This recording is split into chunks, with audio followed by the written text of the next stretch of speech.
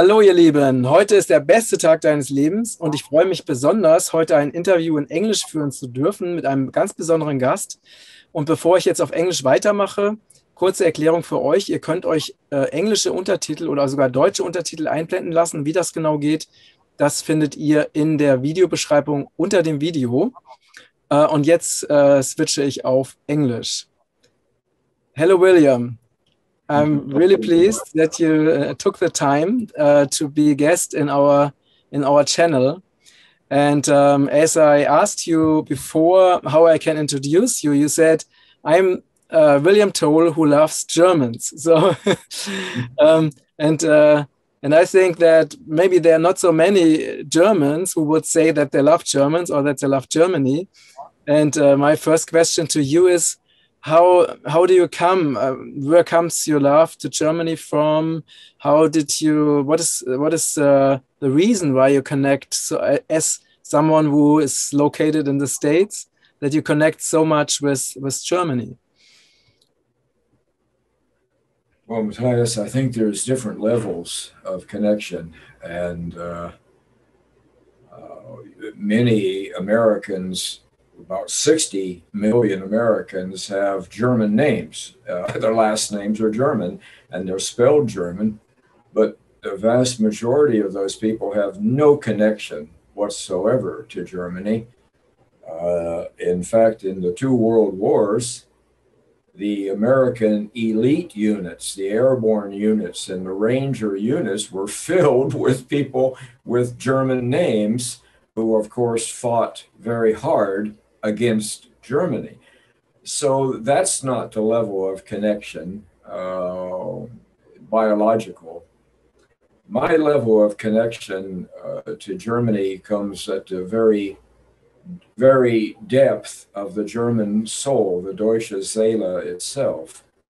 And at that level, where the mist of the earth creation still exist, at that level, then you and I and all Germans are in perfect unity, and it's an inseparable unity because it's in Ewigkeit, it is in a zeitlos place, and so that is where my connection is, and that is fest, that is a solid connection. So there is an absolute oneness at the very depth of the deutsche Seele. But of course, Germans have forgotten that there is a deutsche Seele, just like they've forgotten that anything that is German, because that was the deal, Matthias, that was made 75 years ago. And that is, you can survive as Germans. We will allow you to live as Germans. We won't impose the Morgenthau plan on you completely if you make us a promise. And the promise is that you will never be German again. You won't act German. You won't like anything German. And matter of fact, you'll be the opposite of Germans. You'll be a Gegendeutsch, a new creation of people. And you'll be allowed to live in the boundaries of Germany, but you'll be allowed to live as homeless people. And in a land you don't really own. The Allies own the land, and so you're renting the land as homeless people. But you see, that's over with now. The historical cycle is finished, but now Germans have to grow in to being German again, and that's going to be difficult because they have 75 years of being told that that's a very bad thing is to be German. And if you want to keep your job or you want to have neighbors who like you, then you have to pretend to be Gegendeutsch or anti-German. Then you get along just fine in the society. But of course, that's an aberration. And there's no love in it whatsoever. And so it's not sustainable. And so now it's over with. But we have to go one step at a time. And so, Matthias, when I go into a living room with 35 Germans, like I do 4 times a day, they're testing me. They're saying, you say you love us, William, but do you love us? And are we even lovable? And so that testing process is a very serious thing. And it takes place in their living room, in their backyard. And it's as long as it needs to be until they finally either say, William is real and his message is real, or William is false and his message is false. So that right now, that's a slow process. I mean, there's 82 million Germans. I can only do 4 meetings a day. And that's with driving on the average of 4 hours a day. Yeah. So it's I can really relate to what you say. Since I also asked myself many questions, of course, because I mean, at some point, I mean, everyone who is like asking many questions will find out that something is really wrong in the system, So when I found out that there were so many lies, which we learned at school, for example, then I started to question everything, everything which was told us as to be true. I questioned. And one thing is that, for example, if you say positive things about Germany or about Germans, it can happen extremely fast that people say you are a Nazi, So if you say, for example, I'm proud to be German, which is like, I mean, every country, people can say, I'm proud to be American, I'm proud to be Spanish, I'm proud to be French. But if you say, I'm proud to be German, then people immediately say, okay, now you are a Nazi and you are not allowed to be proud to be German. And that's somehow how deep the brainwashing went over the last decades, Yes, but there's a step even beyond that. I have been saying for some time that the greatest sin in Germany is to like Germans. I mean, if you like Germans, you're immediately under suspicion. Something is wrong with you. And if you love Germans, what I have found out is that's the litmus test for insanity, Matthias. If you love Germans, now that is the only examination that you need to be put away. Because why would anyone love Germans? But let me take it one step deeper, because Germans not only accept the fact that they're not lovable and that there's something wrong with them, but they also accept the next level down. And that is, Germans are the only people on earth who can never be forgiven, ever. They must always pay. They must always be punished, and they are never worthy of forgiveness or love. And so Germans actually accept that as a fact of life. In essence, they don't argue the point. They say, yes, the world is a great Greek tragedy, and the German is the Berzovich. The German is the villain. And that is the role the German it's a burden that the German has to carry, but it's a burden that the German deserves. In essence, they have earned the right to always be dark and evil, and it is natural for a German to never be able to be forgiven or to forgive themselves. Now, that assumes that somewhere in the universe there is a world order that works this way. You were created to be a German. So that means the creator made a decision. The creator could have made you anything. You could have been a happy Frenchman, and then you would have been on your school bus singing French songs, and the bus would be rocking back and forth. And you could have been anything, but you were created to be a German. And we assume that the creator does not make major mistakes. So that means that what you are is what you are meant to be. And there has to be qualities there that are balanced, like there are with all other people.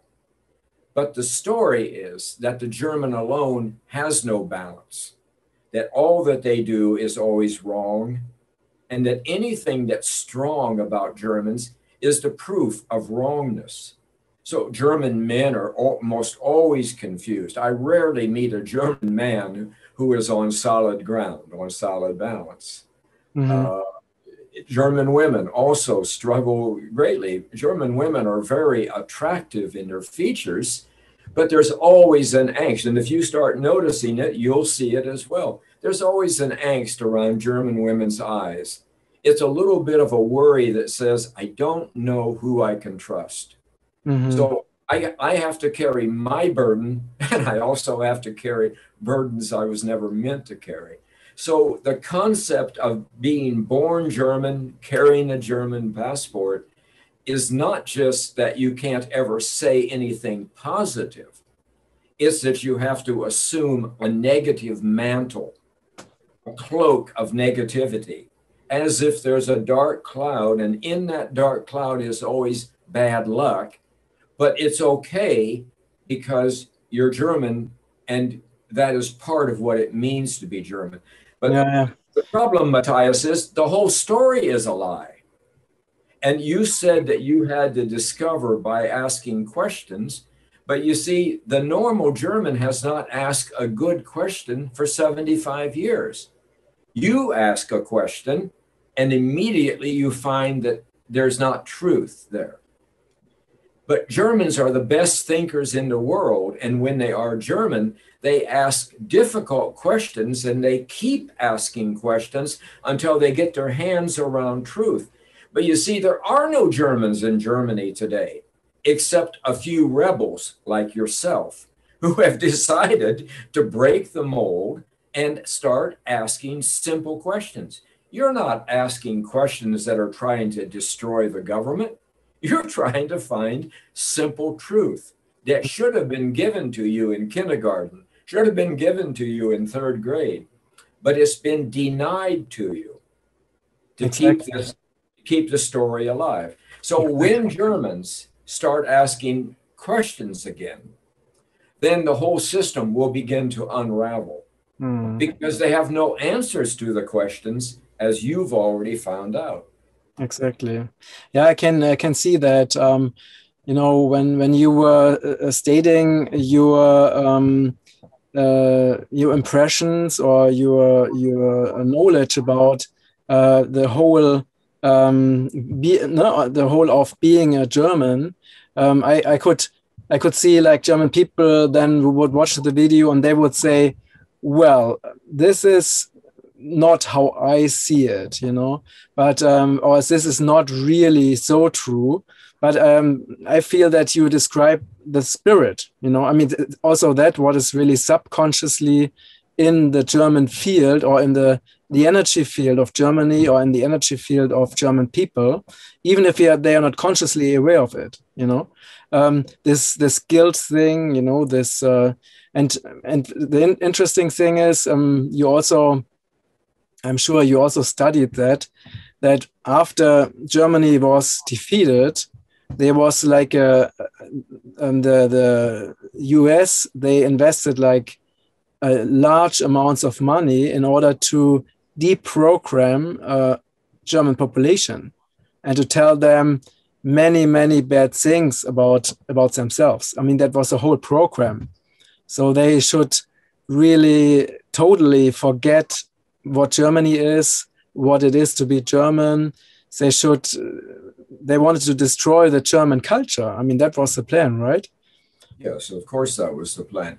And we have to remember, Matthias, that at that point in time, there were 50 nations, 50, who had declared war on Germany and had signed the dotted line that we are going to destroy Germany, not simply the military part of Germany, but we're going to destroy Germany as a distinct cultural people.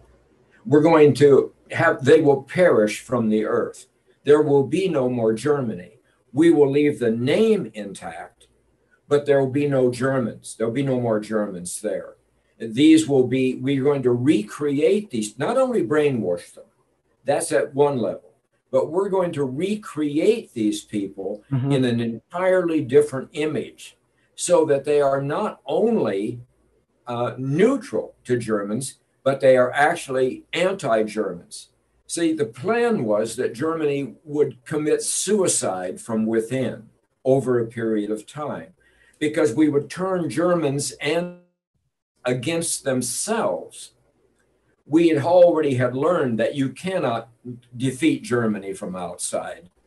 I mean, it was a miracle, an absolute wunder, that Germany was able to rebuild itself after World War I, bigger, better, and much stronger in only 9 years. The entire world gasped at that point in time because no one could do this. It was an impossible task, but Germans did it. And of course, they would do it again, and they would do it again. So at that point in time, it was considered absolutely necessary. And in this case, Matthias, I'm speaking as an ally. I'm speaking as an American. And it was absolutely necessary that the German mind, the Deutsche Geiste, had to be completely destroyed. That the German heart had to be cauterized by fire and pulled tightly within. Now, the Allies did not know about the Deutsche Seele. They didn't even know it existed because they had never bothered to really look into the depth of Germanness. They only knew the superficial part of Germanness. And that is what they set out to destroy. And of course, they did destroy it. You know, not only was the surrender unconditional, but your subservience was unconditional as well. No German could question anything that the Allies did in those first 5 or 6 years after the war. It was beyond political correctness. You simply didn't open your mouth to ask questions or question the Allies. They were like gods, and the Germans were so low that they were really not even like human beings. They were like small children who were begging for everything. And remember, the re-education program was absolute. It had no re-education program had ever been this thorough before.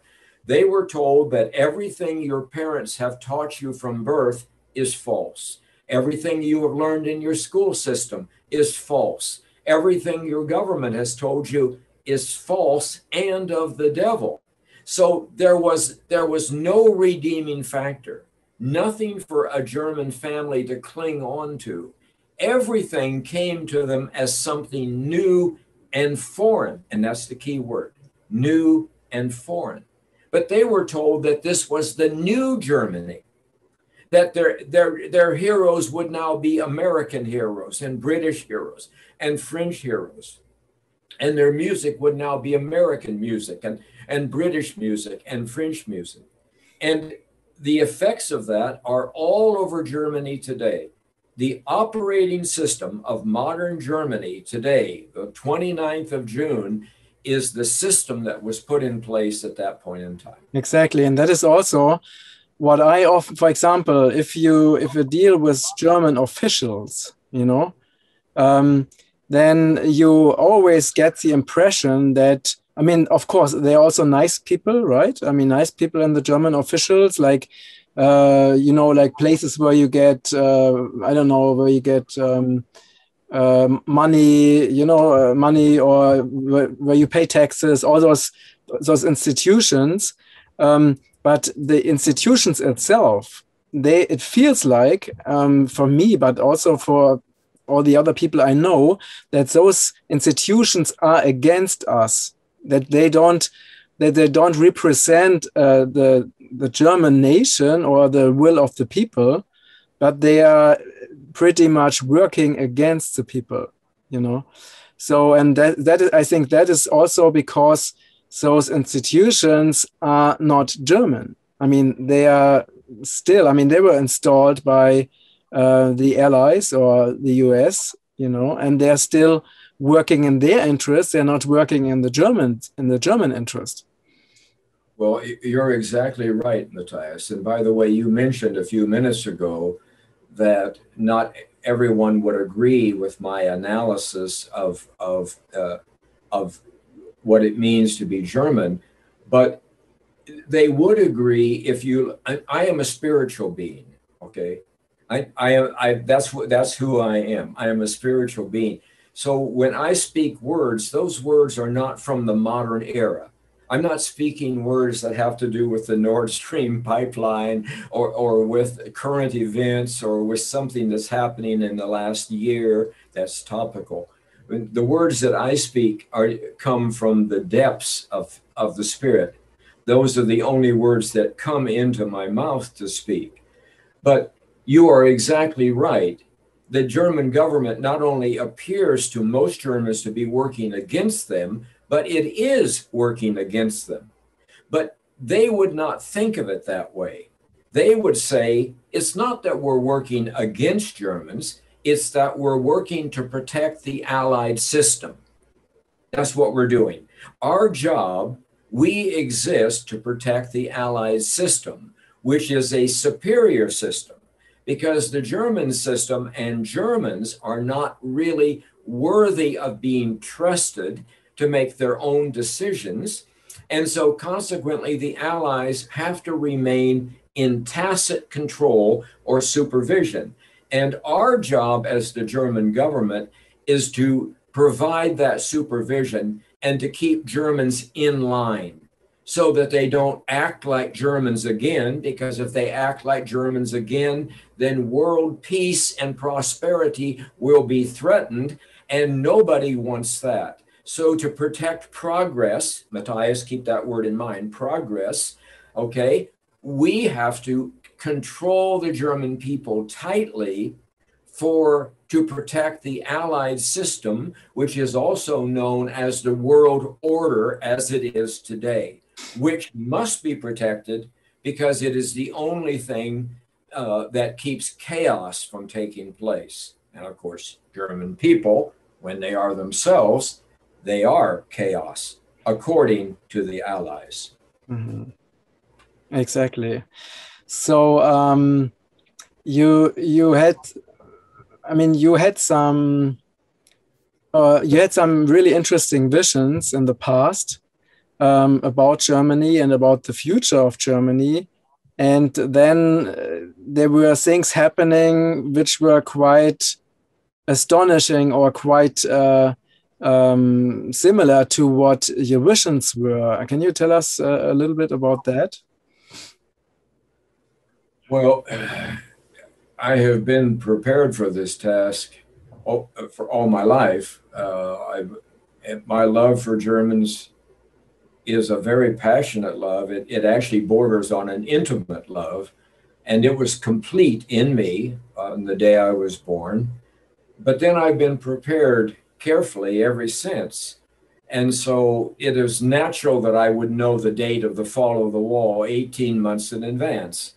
And it was natural that I would be able to get in the door to talk to von Weizsäcker and get in the door to talk to Graf and Marion Dernhoff and a series of other people in 1988. They needed to know what was happening. They needed to know what the context was and how to think about it. And they needed to know that these dramatic events were not really dramatic. They were only a door that was opening for a period roughly 30 years in advance, which is the period you and I are living in today. And that is the period of German freedom, where Germans actually become free.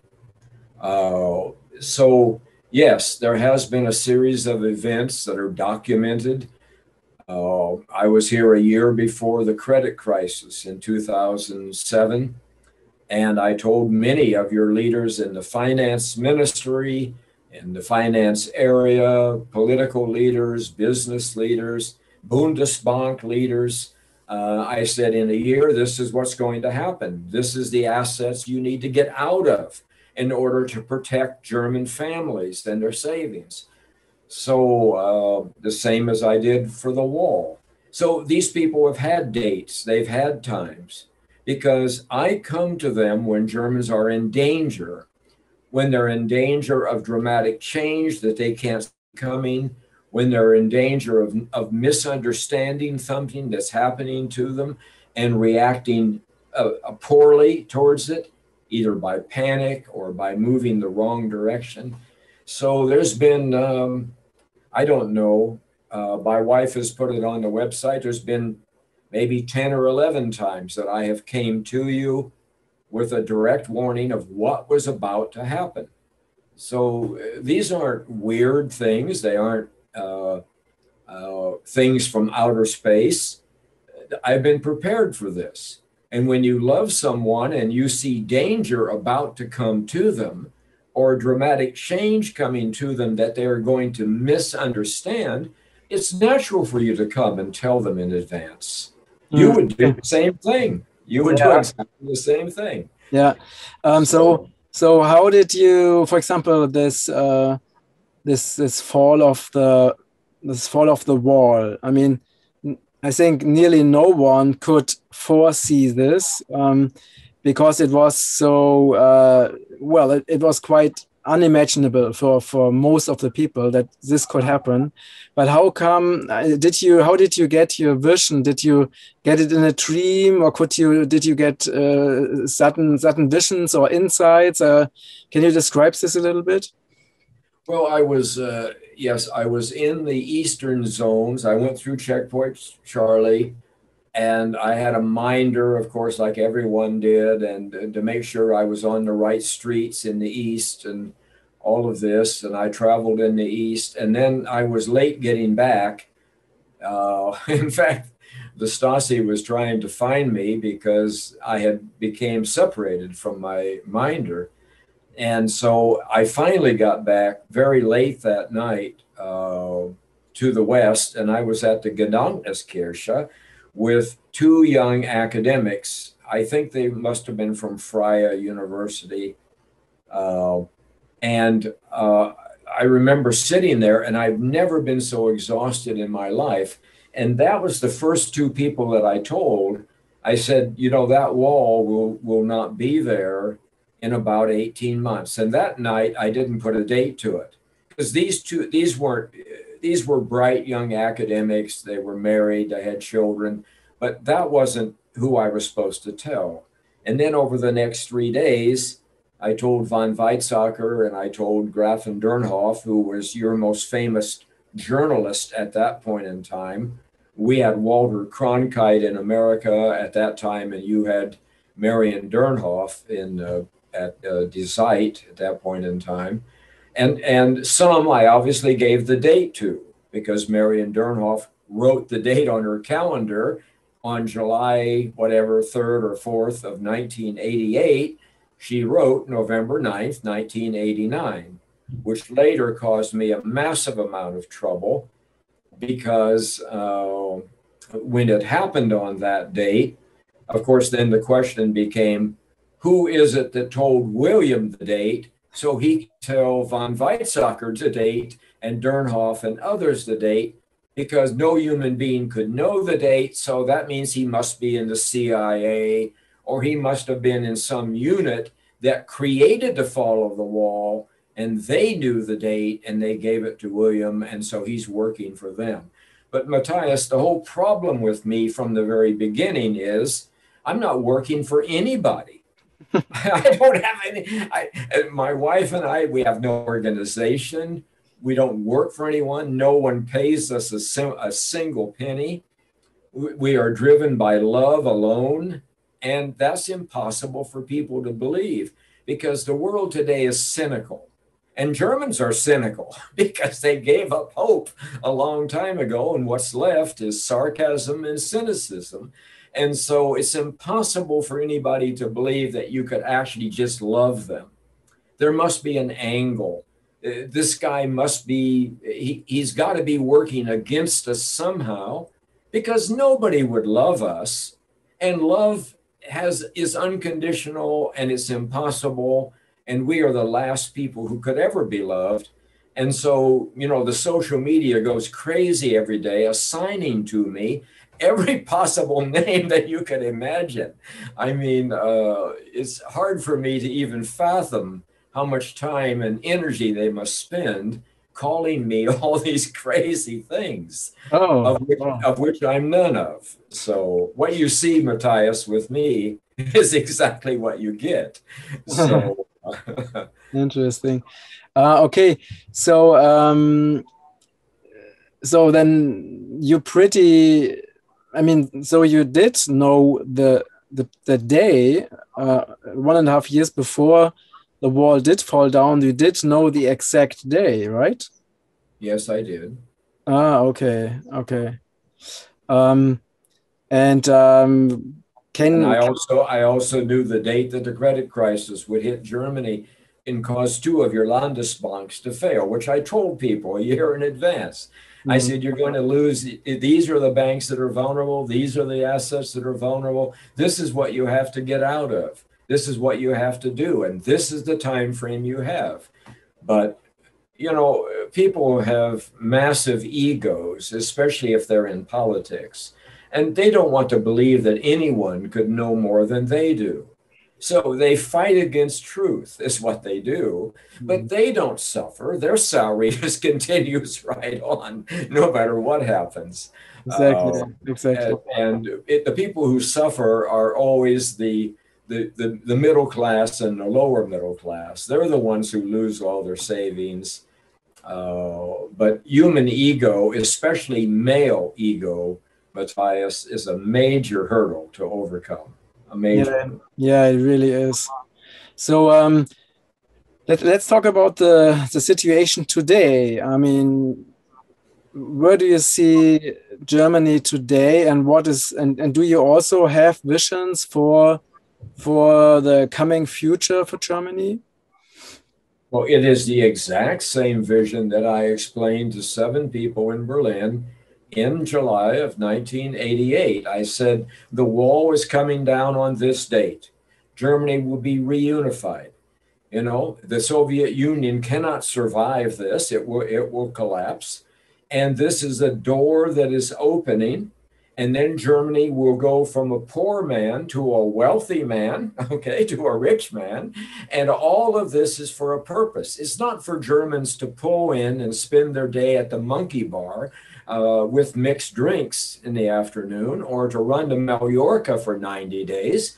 Germany wasn't made wealthy so it could be selfish or greedy. It was made wealthy so it could complete its mission. And I said then the mission was about 3 decades off after these events took place. The door would swing open, and it would take about 3 decades for Germany to get to the point where freedom was now offered to it. And that was June 21st of this year. And that was what I call the perfect storm, which is a metaphor for the opportunity for Germany to be free. It is spiritual help for Germany to be free, which was the plan back in July of 88. So my vision for Germany has not changed one iota, one sentence, or one word since that point in time. And of course, Germany now has to complete its mission. And that is, it has to get out into the world where it belongs as Germans.